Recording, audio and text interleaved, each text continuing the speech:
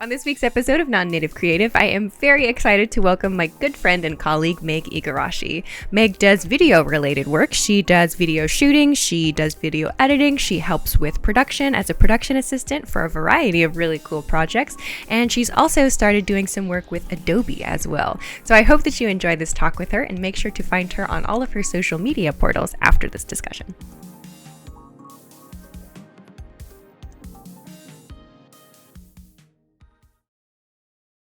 Today on Nonnative Creative, I am very happy to have my good friend and colleague and awesome person, Meg Igarashi, to speak with. Meg is doing all kinds of cool, creative video, audio, workshops, and just in general workshop right now, as of now. So I'm so excited to talk to her about everything that she's doing, everything she's done, who she is, and hopefully to share a little bit of inspiring stuff with everybody who's listening. Maybe. We'll try. That was very flattering. I'm like, put your expectations lower, and then maybe they'll get to them. Okay. No. All right, so I want to start off every episode of this, basically, by asking, you know the X-Men, yeah? Not so well, but I do know X-Men. I have watched, but my memory kind of sucks. You're familiar with the concept of an origin story. Oh, yes. If you had an origin story, how would you describe your origin story? What is Meg's origin? So, like, for me, my origin story is very boring. It's like I was a kid in high school, and like I heard music online. A friend of mine sent me like Japanese music, and I'd always liked like languages and stuff. And then I was like, oh my god, what is this Japanese music? Like, I can't understand any of it. And from then, I was like, I'm gonna study, and that marked the point in time where I was like, oh my god. From now on, like, I'm learning Japanese, and then I eventually came to Japan. Like, do you have anything like that? Video, right? Like how did you start doing the things that you do now? Yeah. Okay. It might not be like an epic origin story, but I will tell you how I got started. Yes, please. I was a high schooler that did not like studying, but you should stay in school, guys. Stay in school. Yeah, I didn't study so much. Oh, okay. This is going to be a little bit messy and all over the place because I'm going a little bit back now. But okay. I moved to Japan, and before moving to Japan, I really liked school. Mm-hmm. But then after I moved to Japan, I wasn't ready to move to Japan and got forced to move to Japan. So I don't have like the why I moved to Japan. It was kind of like why I got forced to move to Japan kind of story. But then I got forced to move here, and then I didn't know the language, and I was just like this dramatic teenager, and I didn't want to do anything, and I wanted to move back to the U.S. after college. So I just like didn't try to study. Like I was like in this Japanese school, but it's kind of like it's like a Japanese private school that you can like slack off and still graduate from. Okay. But yeah, like I just went there because my mom was like, "Oh, you like you're so not motivated right now," and I'm just like so dramatic, and like I just didn't want to be here. And then I just didn't really study. The teachers didn't really try to teach me Japanese because my level was so low. So this was in high school. Yeah, like our middle school, high school, like Chusan. Okay.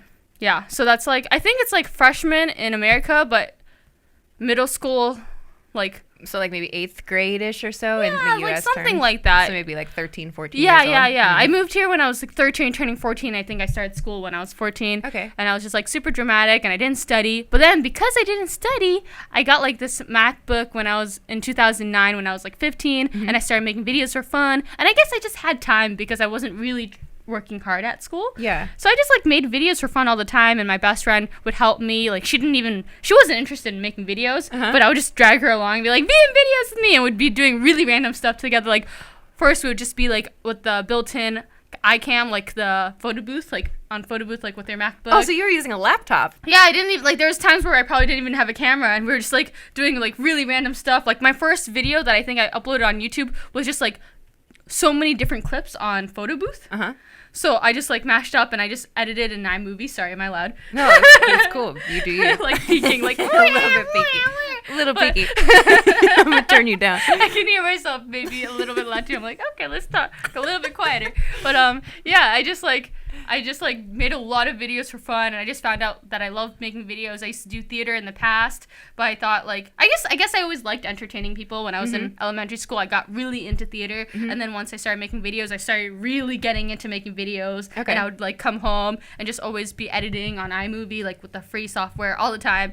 And then yeah, I think after a while of just making videos for fun, I applied for innovative language, and it was on Craigslist, and I just applied. I applied this is interesting too. Like I applied as an intern, but then I applied as a video intern, but then they looked at my resume and were like, you should be a host. You have more host experience because Really? I've done like acting gigs. Okay. Like I've done like NHK like acting job or like Really? Yeah. I knew that about I you. used to do a lot of theater, so I did like lots of theater. So I have lots of theater experience from America, and I did some theater in Japan, and then I have a little bit of acting experience on like TV, film, or something. Like not really film, but like maybe TV, like Kyoto TV and maybe NHK World or something like that. Okay.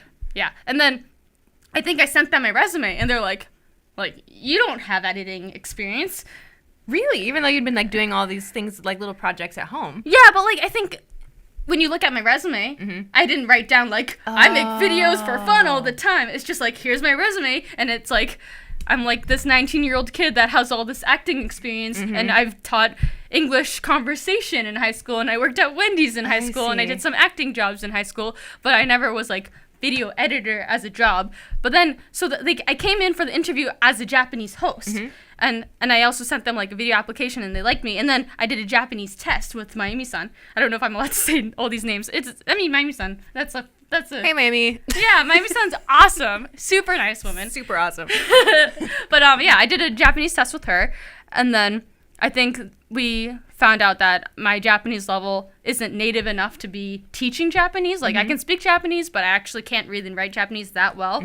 And I think when it comes to like teaching a language, you really need to be able to speak it in the right way, and just like even like tones and like I guess I wasn't the right fit. But then they found out that I do make videos, and then they found out that I like making videos on my own, and I make all these videos for fun. And even though it's not like professionally and it's not with professional software, like I just know how to make videos. Yeah. So I think they still were like, okay, you don't fit for that, and we called you in for that, but like why not? You can still be a video intern. Okay, so you started off doing that just as an internship position then. Yeah, huh? like I got a paid internship position for like 1 year, and then after that like maybe full time from the next year. Okay, so from that experience, like that's where we actually sort of met. Like I didn't meet you for like the first year you were in the I was office. editing your face for like a year. Couple, maybe 1 year, 2 years. I And think then so. I think you said, you would come in, and I totally knew who you were, but I haven't worked with you yet, so I didn't really know if I could be like, hey, I'm Meg. I didn't even know if you knew who I was. I didn't, because I only knew the name Meg. I knew like you were the person that was editing the videos, and so I would like talk to you through the camera, but I'd never met you in real life. And I'd be like, well, Alicia knows who I kind of am. I would just be like, don't put that in, Meg. Yeah,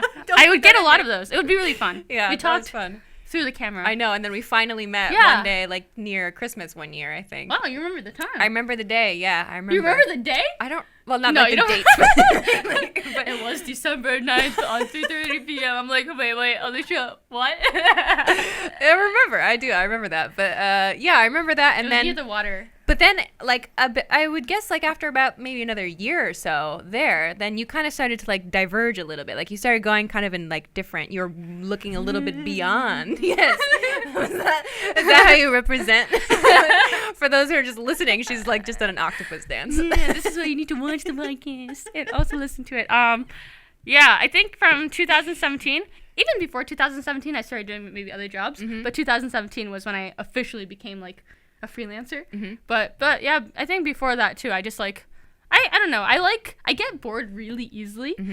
And I even thought I had ADHD for like a while, and I took a test and I went there, and they told me like, oh, you have a lot of things that might become like that seem like ADHD, but you don't have enough stuff to be actually like called ADHD. But I get really bored easily, so I have to keep doing different things. Yeah. So I guess that's why like I can't just keep doing like the same job. Like I have to like keep entertaining myself. I really like making stuff, but I like making different stuff and things that excite me. So I thought like, oh, I need to find other stuff as well. Yeah. So what was it like when you like started looking for those jobs, started looking for jobs outside of the company? Like, were you looking for people who could speak English, or like were they more bilingual people, or like how were you making those connections? Because you're working in Japan, right? Yeah. So is there like a specific type of person that you find it's easy to work with that kind of person?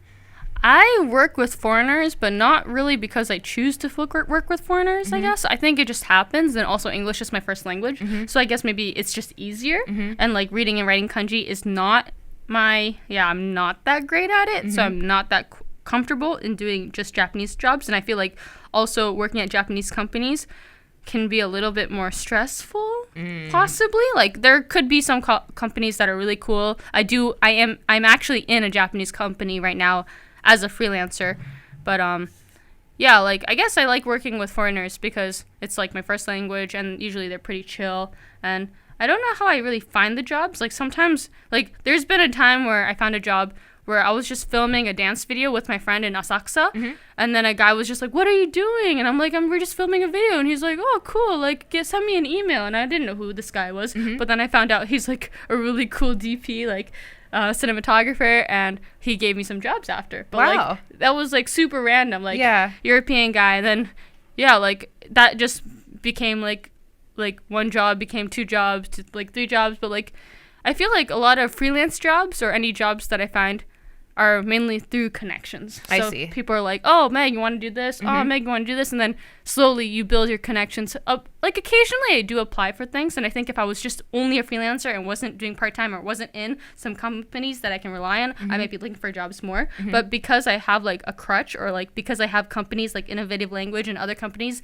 that I can keep working on with a flexible schedule, I'm not really stressed to find so many freelance jobs, and I still like working at the companies. But yeah, That's cool. Yeah. That's cool. So have you ever thought, like, I think, like, I want to, like, learn more Japanese so I can work more with, like, Japanese people? Like, has your Japanese level changed at all in, like, in the last few years? No. Like, I mean, the will, like, do I want to get better at Japanese? Yes. Do I think it would be better to get do I think it would benefit me to be better? Definitely yes. I guess the thing that hasn't is, like, the lack of motivation. I am motivated, but not enough, I guess, because I guess I'd rather learn more filmmaking than learn more Japanese. I think I should learn it if I'm going to be here long term, but I think in the future I also want to study abroad, and I want to work in the States, maybe work in Europe. I don't know, maybe work in the States because I have a passport, but yeah, like, I guess the movies I watch, too, they're usually not Japanese movies.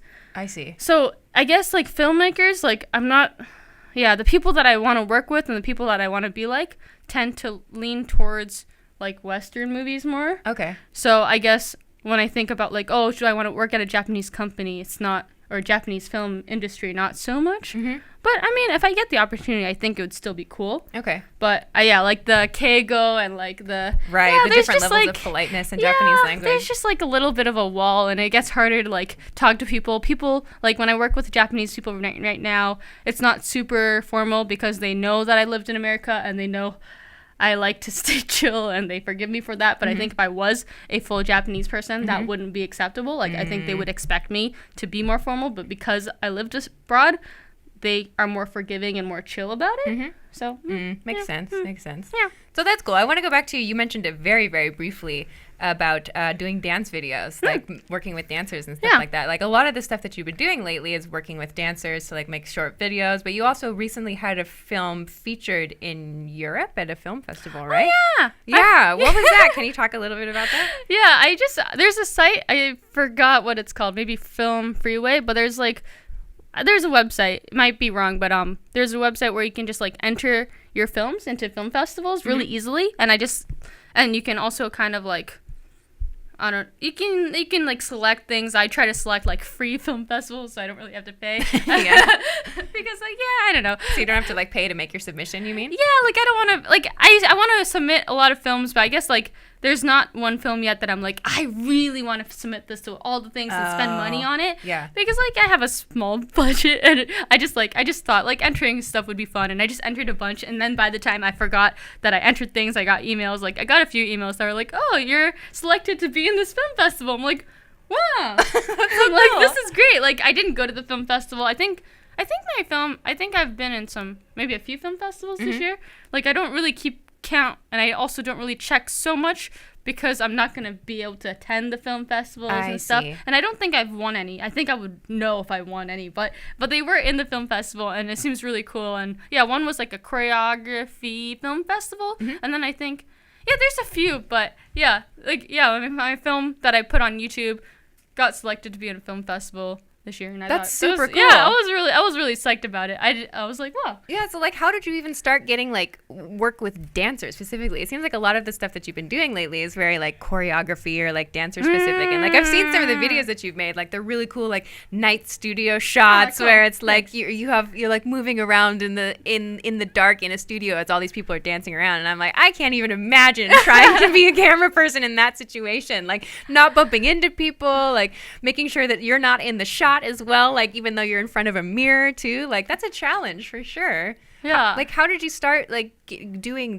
that kind of thing? Like it's not really like a paying job, you know? Yeah. I don't like a lot of the things I do aren't jobs. Like those dance videos, I usually work with my friends. In 2015, me and my friend Hanako, that you also know, yeah, like we went to LA for 3 months together, and then during that time, her friends also came, and I lived with a dancer. I lived with one of my close dancer friends now for like 3 months, and I didn't know her at the time, and then 2 other dancers. But it was basically like a dancer house. Okay. And we lived together in LA. I didn't know anyone besides my friend Hanako, and she's also a dancer. But then I think through her, I just met all these dancers, and we became really close friends. And then after we moved to Japan, we just started making dance videos together. And then like their friends want to like work with me or hire me, and then sometimes I just volunteer and just work with like other dancers, and they're just really great dancers. So sometimes I'm like, can you, like, I'm helping you, can you possibly be in my film? Can I make a film about you? And like we collaborate because like we're friends, and it's easy to ask them, and I help them with their projects so they can easily more help me with mine. And I like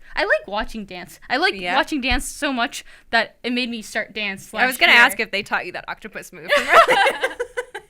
But like I just like watching dance videos so much. Like sometimes I'm just at home just watching dance videos, and I feel like it's so cool because it's like it's a language. I feel like it's like you don't need to, like, maybe it's like a world, for me it's like a worldwide language where you can just watch dance and you can understand the story, and you don't have to speak any kind of language. Like you don't have to know Japanese, you don't have to know English, but we can all connect through these movements that can tell a story. And I just think that's really cool. And like people are now like respecting dancers more, I think, more than they used to. And then like dance videos are getting the millions of views on YouTube. Really? And like, yeah, the industry, I feel like there's a guy named Tim Milgram, and he's making like really cool dance videos, and he's getting like millions of views on his videos. Whoa. And like he's really good. I think he also dances himself. Is it like one of those genres of videos where they like teach you how to do a dance, or it's just like a really cool like dance that they're doing?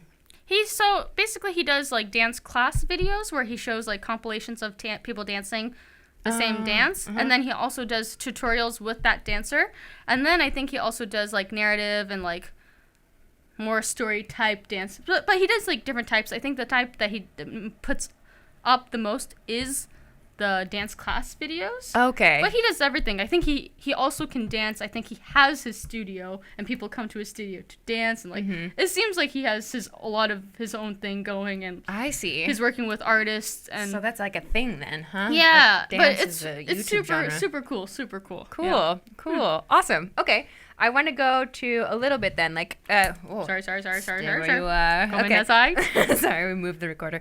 Anyway, I want to talk a little bit about, I want to go back a little bit to, like, you know, being different countries, going to different countries and so on. So, like you said, like, you were forced initially to come to Japan. I see. That was family. That was a family situation. Like, yeah, family was it's kind of a complicated, like, I can share if it's a little bit personal. That's so cool. Like, yeah. That's cool. I want to talk more than that. I want to talk more about, like, going to other countries. Like going, I mean, like, you've been to the States, obviously, and you've traveled around the world to a couple of other different places. Around the world. Traveled a little bit. Well, traveled to some places that maybe not everybody's been to. But, like, when you go there and, like, you try to do work, or you're, like, collecting video or something like that, like, in Spain, I think. Oh, yeah. For example. Like, which I wanted you Did you feel like... to. I know, I really wanted to go to I was trying to convince Alicia to come to Spain and Portugal with me. I thought I was going to make it, and then it didn't. In the future. We'll travel anyway. Somewhere, yeah. But, okay, sorry, yes. Okay. That's cool. But, like, you were collecting, like, a little bit of footage while you were there, right? I was trying to make a film. I still am going to probably make a travel film. And I do have lots of footage from the countries, just I haven't edited them yet because editing takes forever. Yeah. But yeah, I always film when I travel as much as I can because I just enjoy it, and I just like documenting things. Like it wasn't so much like filming really cool footage. It was just kind of like documenting what we're doing in our lives and just like our time there. Like we had like a countdown. We were doing have you heard like you eat grapes as you count down in Spain? I feel like I have heard that somewhere. So we were trying to do that, but I think we weren't ready at all. And then we're like kind of like laughing so hard and choking on grapes as we did the countdown. But I have that As on you do. I have that on video, and I just think that's like such a cool memory where you like it's not like beautiful like high quality video, but it's just like a real moment that I can look back to, and it's just so funny because we just laughed so hard while we were counting down trying to eat grapes. And I think you were supposed to have like the grapes ready outside, but we were still in the bags, and we're like, oh my gosh, it's starting now. We're like panic eating grapes. And it was just so funny. Like we were laughing so hard. I don't think I've laughed so hard during a countdown, and it was just like at our Airbnb, like nothing super special, but it was just like with people that I love, and I have I have that down that I can like look back on. Yeah. And I just think that's like so amazing that you can look back on like any like not any memory, but like memories that you've taken. For sure. Yeah, For sure. I just like that a lot. Yeah. Yeah, I totally agree with that. It's a lot of fun to like just review old pictures and old videos and remember like those silly moments. Like I have something similar. It's like a birthday party from a few years ago, and every once in a while I review it because like we'd all had food and drinks and stuff like that, and we're all out on the street saying goodbye to each other at the end of the night. And then like it had been raining, and as we're all trying to hug each other, one of my good friends hits my other good friend in the face with an umbrella. And we're all laughing about it. But I don't have that on camera, but I picked up my phone and like I started to record because we were all laughing so hard, and I wanted to record that moment. And then as I picked up my phone to record it, my friend hits him in the face again on accident. and we just lost it. Like, how often do you hit your friend in the face twice with an umbrella in the span of like 30 seconds? Like, that's a treasured memory. Yeah. Yeah. And just being able to look on like I can remember it, but being able to look at it too is just really great. Yeah. For sure. Totally agree. So when you work in Japan or when you work in any other country, do you get like is there like a different vibe for you? Like when you were filming in like Spain or in Portugal or whatever, did you think like to yourself, oh, I really want to work here. I really want to try like living here and working here. Or do you like, nah, I think Japan is better like for me. Okay. So when I went to LA for 3 months, it was purely because I do want to work there in the future. So I wanted to test out if I can. It was really hard to get opportunities, and I also haven't graduated college, and a lot of it was like people that have graduated. So I'm like, oh, this is hard. Yeah. Harder than I thought. Because it's like that's like such a media town. Yeah. And I'm like, oh, I think it's getting like that less and less because so many filmmakers are amazing without degrees. Yeah. So I think it's going to be less of a problem in the future, but still it maybe happens now where you have to where you haven't even gotten to apply yet because of that barrier. Because you don't have a degree? Yeah. But like, I'm like, but what if you got to like at least see my stuff? Like, give me a chance. Like, at least let me apply. But like, it has like these things that just like, I guess I still could, but then like they might not want to take you because you haven't. Is that kind of thing easier to do in Tokyo? Just like get your stuff in front of somebody and be like, just please, like look at me. Just please have a look at my work. I feel like in Japan, it's worse. But in the bilingual community, it's easy. Oh. I feel like Japan, I think they care more about the stuff on paper and more of like, you've worked in the same company for 3 years, blah, blah, blah. I've heard people like that tell me like, you should work at a company for 3 years. I guess it's also abroad too, where like it would be easier for other companies to trust you if you worked in a company longer.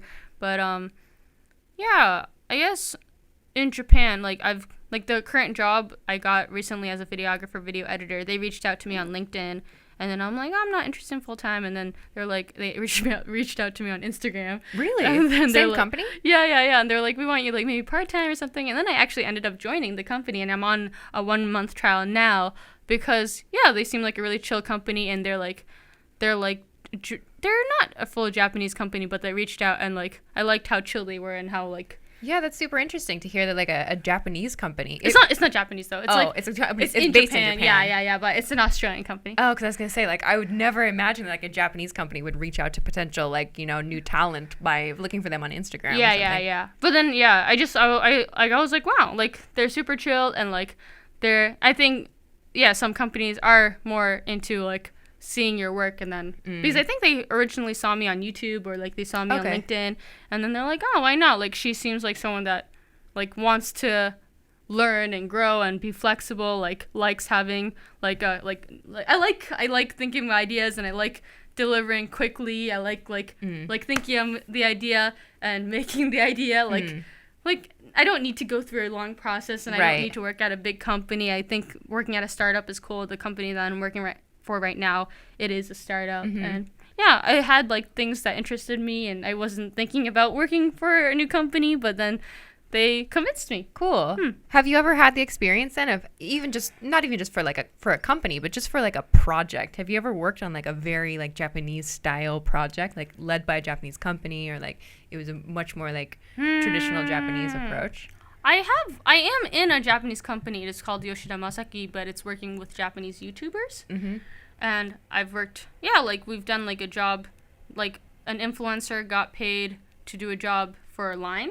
Okay. And then the mobile, app, and I helped like direct the video and edit the video for them. But like, I guess because it's kind of a creative company, they let me do my thing. Oh, that's cool. Like, and they know that I also don't like using Keigo, or not so great at using Keigo, so it's not like they can forgive me. So like I think maybe normally everything would be like super formal and like san and like I don't know if this is what you should do. Probably this is what you shouldn't do, but I just do it anyways, where I just like stay super casual. Yeah. And like they end up being super casual to me too. I found that as well, actually. Because I'm casual, so they can't speak to me casual anymore because I'm already I'm like, so say I'm like, this is super casual. So and she's making up and down motions with their hand. And then this is like super, why am I doing this on a podcast? Okay, this video. Yeah. This is why you need to check the video. But such a YouTube person. But yeah, like say you're super casual and then like the other people are super formal, and then like it just like doesn't work. Right. Like they're just like, oh, like we just have to be super casual, because it's so weird that we're talking like sumimasen, nantoka, blah blah blah, and I'm like, what's up, man? Like, right. I still respect them as a company, and I talk to them with respect, and when we're working, it is still like a professional environment, just like our words. It's not like super like, oh, sumimasen. Right, I know. It's like, but that is an interesting part of, I think, working in Japan, is that there are some groups, there are some like people that you can work with they're cool to like adjust to whoever's in the project at the time. But then there are other, like, especially I found like in bigger corporations, like, or bigger organizations in general, it's like there's very little flexibility. It's like you kind of almost follow a script with the people that you're working with. It's like every email starts the same way. Yeah. Every greeting is the same. It's like everything is done like very by the book, and like if you're not really willing to kind of adjust yourself to them, or at least show that you're working towards that, like, oh, I'm going to try to study Japanese, I'm going to try and make it better, like I'm going to try and, be a better part of this organization, more like you, like, then you kind of get a little bit like isolated, I feel like. But like I feel like in like kind of creative spaces where people are working with like younger people, I think is one, and then people who are like from other countries, and also people from Japan who have gone to other countries and then are coming back to work in Japan. I feel like that vibe is a little more open and a little bit more flexible, and it's easier, at least in my experience too, to work with those groups of people. They're a little more open-minded, I guess you could say. That's not to say that there aren't open-minded people in like those big organizations too, because I've had like a really good manager that was open like to me, like telecommuting from home, like from a big organization. I was like blew my mind. Blown. It was awesome. It was awesome. Yeah, even I work with a lot of international companies, but then there are Japanese people in those companies, and we end up speaking Japanese, but we're all pretty chill because I guess we're used to or exposed to international working culture. Yeah. Okay. And I like working with those people. Right now I'm also working with some Japanese guys, and they're like older than me, but like we're super chill, and he's super funny, and like we just have like a fun time. We're like, oh, like a couple days ago we did like a TV commercial kind of shoot, and we're like, after that we're so tired, and we're like, oh, burritos are amazing, and we got frijoles, and we're like, yum. But like it's like it's super casual. Like we talk about random stuff, and he's like, I love, like, I don't know, okay, I won't talk about what he's talking about because it's his thing. But like, yeah, like it's not like it's not like it doesn't have to be super professional, and he's a Japanese guy, and like there's two Japanese guys that I'm working with closely right now on a creative team. There's like a copy editor, there's me as the videographer, and then there's like a graphic designer, and we're going to work closely together with the new company I'm working with right now. But they're all like really chill guys, and we're just like talking about like doing stuff together on the side or just for fun. And then like when we go out to lunch, it's like just super chill. Like we don't, it's not like like I guess sometimes they even call me like Meg John, like a little sister kind of thing because they're older than me. But it's like super chill, and I don't talk to them like Sam. Like I'm just like, hey man, can I use your card? And, like so no, like oh excuse me, would it be okay if I? And he's like, I'm gonna go get another beer. I'm like, okay, you do that. He's like, can you go grab me a beer? I'm like, okay, fine. I'm gonna go get water. Right. It's like you were talking just now about like the Japanese companies that you're working with, and like one of your most recent projects is a workshop with Adobe. Yeah. Yes. Like, so what? Can you tell us a little bit about what you did with Adobe? Yeah. All right. You told me an epic story before we started recording this today. Tell you an epic story? You told me an epic story of how you applied for the Adobe residency program, and it was an excellent experience. ASMR. This is now an ASMR podcast. Okay, I'll stop being annoying. Yes, I applied for the Adobe Creative Residency earlier this year. I was devastated I didn't get it. Adobe Creative Residency is a 1-year residency, creative residency. Oh my gosh, I'm like saying the same thing over and over again. Sorry, guys. Where you basically get money to do your own creative project for 1 year. Adobe pays for it, and they're super great company, guys. Oh my gosh, I love Adobe so much, and I applied. Not sponsored, but I really. But if you want to. Oh my gosh, man, I love Adobe. I'm like Adobe's, yeah. But I applied for them earlier this year. I think it started in maybe February or something. I applied right before the deadline, and I'm like, oh my gosh, I have to do this. I didn't know they were coming to Japan because I knew they were doing it in other places before, like they did in America, Germany, England, and I think this is their first year that they're doing it in Japan. Oh, really? Okay. And I found out like literally 1 or 2 days before, and I'm like, oh my goodness, I don't have anything, but I'm gonna just apply. You just like smashed a bunch of stuff together, right? I think it was like 12 a.m. and I just like applied until 5 a.m. and maybe went to work the next day because I'm just like, I can't miss this opportunity. I wanted it so bad. So yeah, I just applied, and then I got pretty far. I got we did a video call, and then after that, I went to the company and I met up with the US manager flew in. Whoa. And we did interviews with them, the Japanese community manager, the Japanese creative residency manager, and just different people. Mm-hmm. And I was like, this is so cool. After the interviews, I was like, oh, maybe I didn't get in because I felt kind of pretty nervous. But then we did another marketing interview after that. So what kind of stuff? Sorry, what kind of stuff were you talking about in the interviews? Just what you want to create, what your schedule is gonna be like. Just you're talking about your 1 year idea. Basically, you have to pitch them what you want to do this year, what you want to do for the year, and just how you're going to do it, how you're going to execute it. I wrote it in my proposal because you have to make a proposal when you do the application. Mm-hmm. And then I redid my proposal actually because I just wrote it blah. And then I think they liked the idea, but I guess it didn't look that great because it was just words. Detail. And then they wanted it as a keynote or a slideshow. So then I just was up working on it again, and I had to it was very quick delivery. It was you do the video call on Sunday, you need to give it to them on Monday, you do the interview with them on Wednesday, you do it whoa, it's really fast paced. Bam, bam, bam. So, but it's good because it's less stressful, I guess. I don't have to be nervous for 2 weeks. It's everything was rapid fire. Yeah, it's by the time you're getting nervous, it's it already happened. So it's kind of good in a sense. But then when you're preparing, or when I just didn't when I found out about it on Friday, the actual thing, mm-hmm. and then I have to really start thinking about it, and then it's next Friday, it's you're done with the interview process basically, and then you have to wait and stuff. But yeah, I applied for them. I didn't get it. Yeah, but it was they were really nice. I got pretty far, and they gave me a really, really encouraging rejection email. And I thought it was over then, but during the interview, I met up with one other Adobe Creative resident girl that also applied. She also didn't get it, but we became friends, and we made a video together, and I made an interview with her, a documentary kind of thing. She's a graphic designer, really talented girl. Her name is Natsuki. Oh my gosh, what's her last name? Okay, Natsuki, but yeah, her name is Natsuki. She's really great.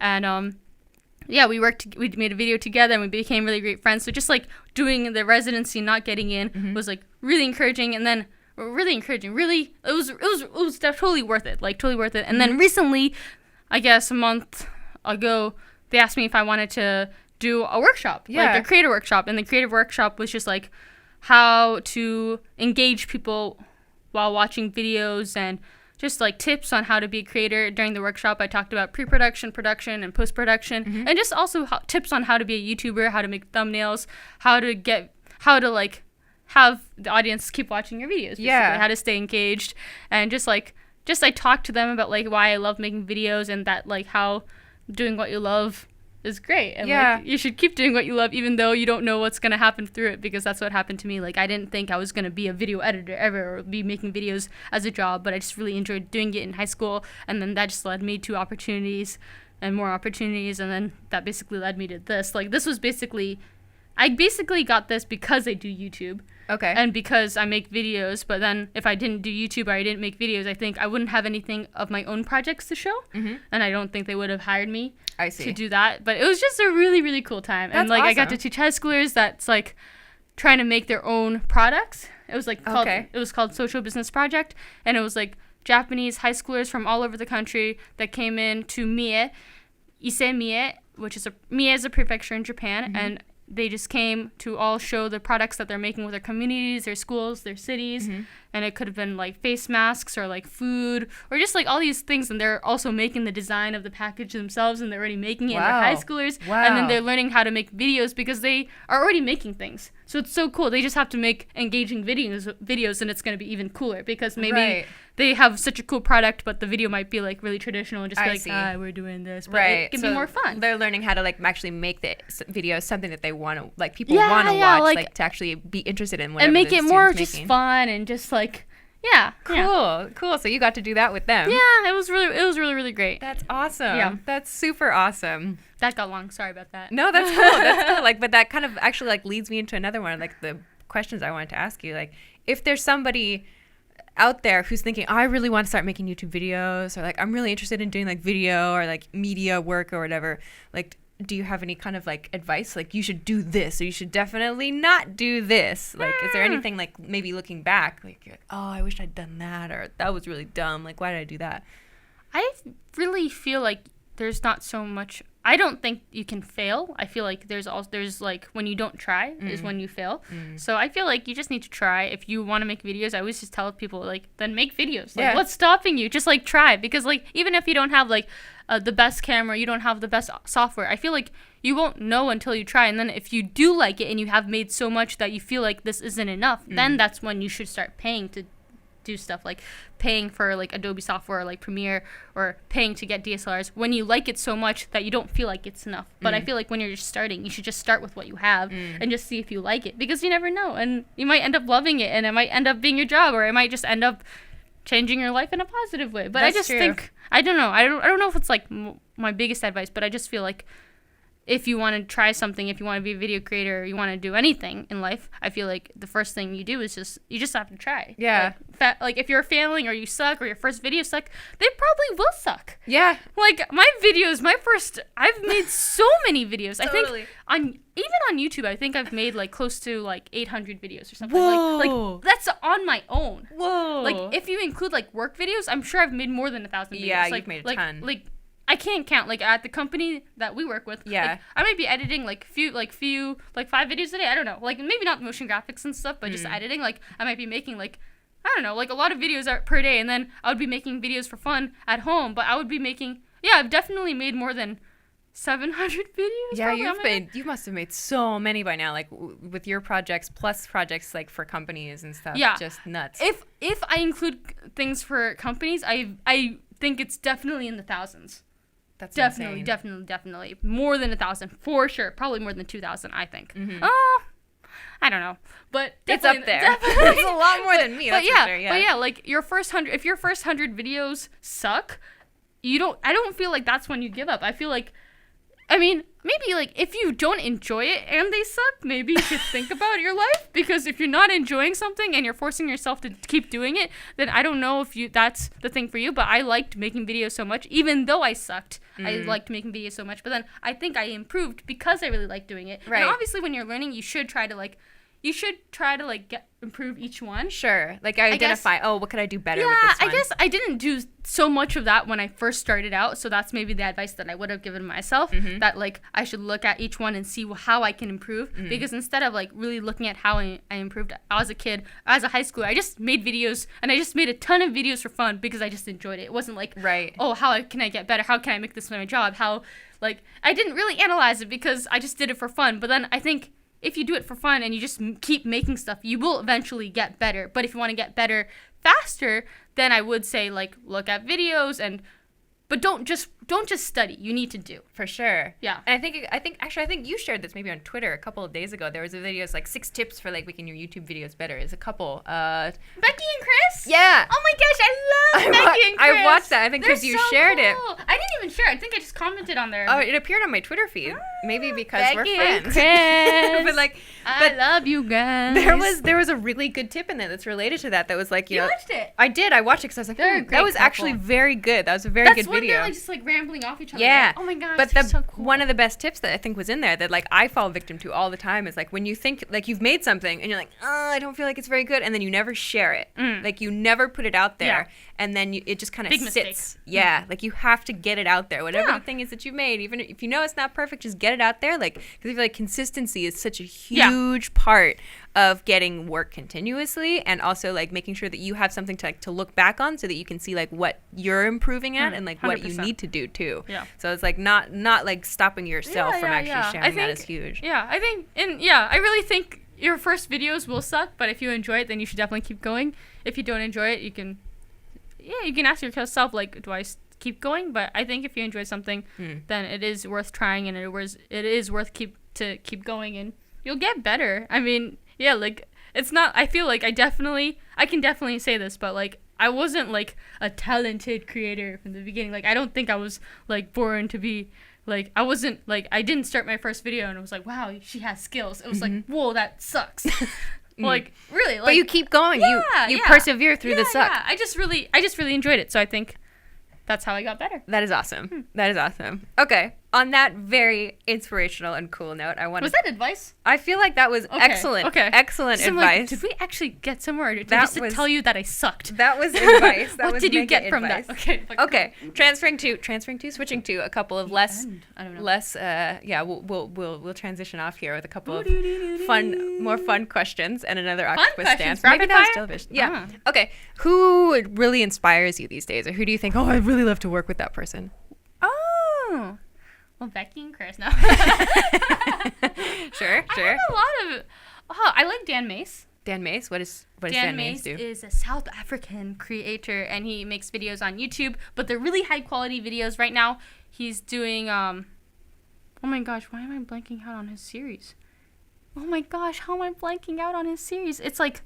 It has like a seed, and it's like, oh my gosh. Well, basically he's making like people's ideas come to life. Okay. Like there's a site where you can just like say your idea, like I want to climb I want to be king of the mountain, or like it can be like really, really random ideas. But then he goes to fly to you, the person that with the idea, and he makes that idea come to life. But his videos are amazing, super high quality, and they're like he makes films every week, and he has help, but they're just really cool videos. And I like the way he thinks, and I like the way he creates, and I like how he really likes to share stories. Cool. So I want to work with him. I almost met him, and I was so bummed I didn't meet him. He was in Tokyo doing one of the videos, his own video. Yeah. And I was like, oh my gosh, can we meet up? And he's like, yeah, like I'll contact you. And I'm like, oh, like when do you want to meet? He's like, I'll contact him, man. And then he never got back to me, and I'm like, oh, died. Maybe inside. Another time. Yeah, but he's really nice. Like there's been times where I'm like, I would love to do something. He's like, yeah, like he like replies sometimes. Wow, that's cool. And like, yeah, he's definitely a guy that I would love to work with. He's friends with Casey Neistat, which is also a filmmaker that I love on YouTube. I think every like filmmaker on YouTube knows Casey Neistat, but he's like a really famous. He used to do daily vlogs, but he's a great filmmaker as well. I like Peter McKinnon, Rory Kramer. I guess I like people that make.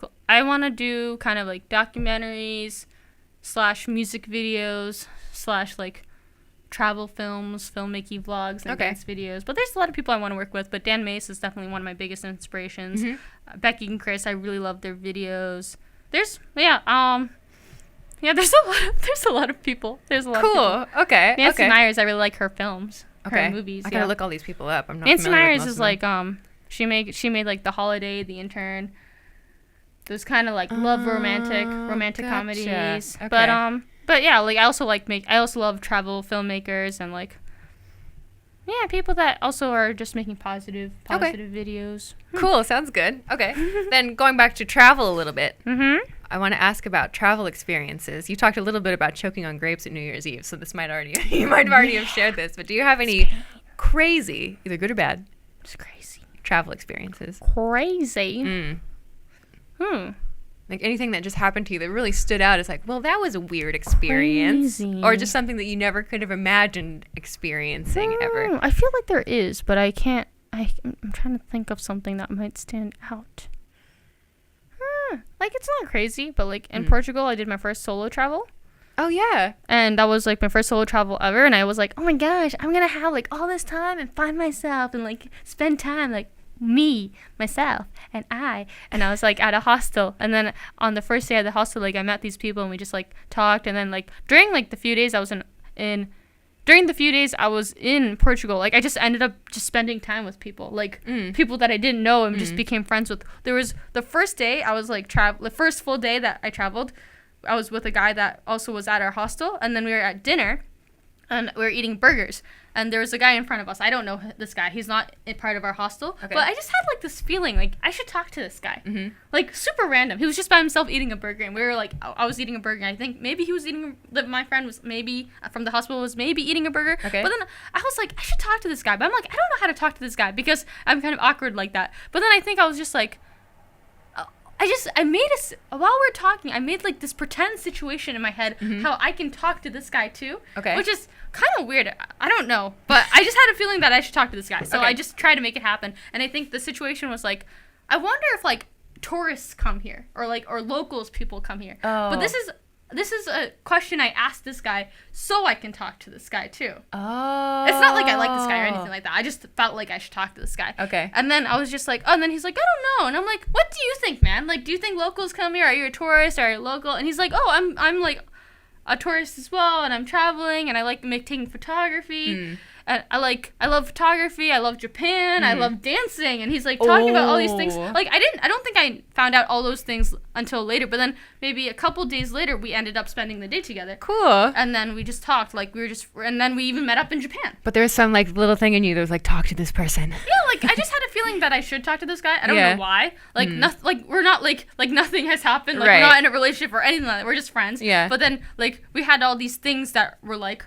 wow, like like you come to Japan, we know the same dance teacher, we've taken the same dance teacher, and he really liked photography and like creative guy, and like we also love food. So it was just a fun time, and we just ended up exploring the next day. But it was like a guy that I totally didn't know and wasn't connected to at all, and wasn't even part of our hostel. He actually said he was trying to get into our hostel, but he ended up not being able to because it was too full. Yeah. But I was like, wow, like I don't know, like the world connects people in weird ways. Absolutely. Yeah. Absolutely. But that was a cool thing that happened, I guess. On that sentiment, though, the world connects people in weird ways. I think we'll wrap up. Do you have any final thoughts? Anything else you'd like to add? Keep doing you, guys. Yeah, keep doing you. Do yourself. Do yourself. That's weird. Do you. Do you.